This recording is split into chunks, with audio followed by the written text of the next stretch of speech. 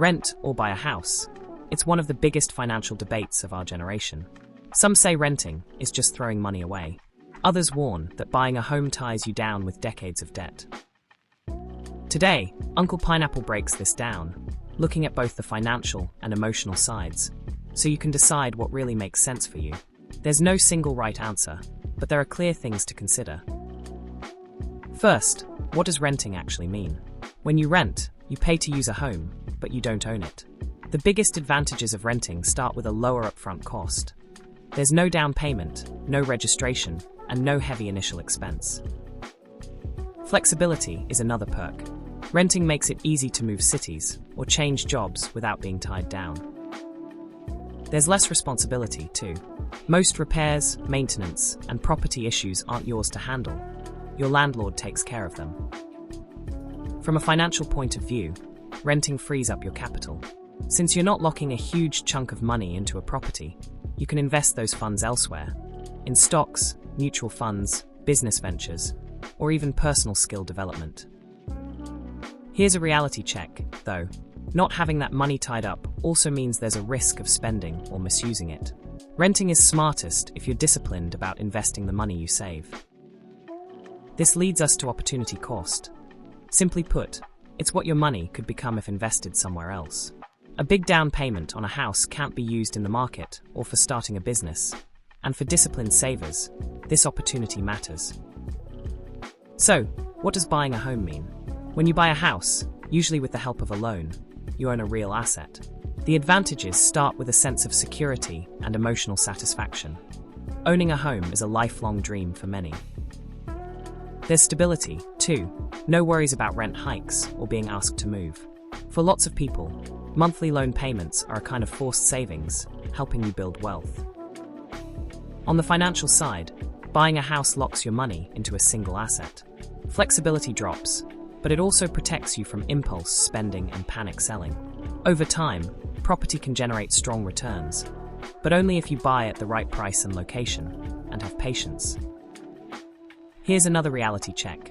A home loan is a long commitment, and interest costs add up over the years.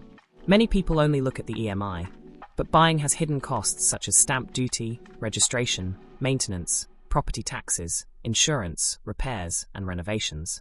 All these add up over time and need careful planning. Another point is liquidity. Liquidity is how quickly you can access your money.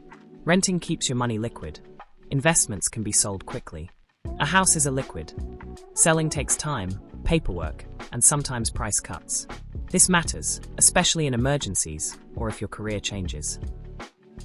When does renting make sense? If your job involves frequent relocation, you're early in your career, unsure about your long-term plans, or you're able to wisely invest the money you save, renting may be your best bet. On the other hand, buying makes more sense if you want long-term stability, plan to stay in one city, can comfortably afford the monthly payments, or simply value the emotional security of owning a home. Let's talk about market cycles. Property prices don't always rise smoothly. There are long periods without much growth. Unlike stocks, real estate returns depend a lot on location, timing, and demand. The wrong property can trap your money for years. Plus, buying a house isn't just about numbers. It's often emotional, too. For some, peace of mind is worth more than higher returns. For others, flexibility and mobility are the priority. Confusion only happens when emotions and numbers collide. But remember, neither choice is wrong. Rent isn't wasted money. You pay for shelter, safety, convenience, and flexibility. Calling rent wasted is like saying money spent on food is wasted. What really matters is how you use the money you save. To make a smart decision, Uncle Pineapple recommends a few simple rules. If the EMI is more than 30 to 35% of your income, pause. If you're unsure about living in a city for 5 years or more, keep renting. If buying gives you peace of mind without stress, consider it. And never buy a house just because others are. Renting isn't failure. Buying isn't always success.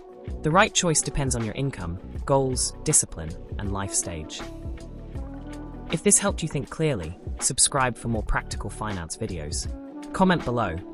Do you lean towards renting or buying, and why? Let me know if you want a detailed, Numbers-based rent versus by calculator video from Uncle Pineapple.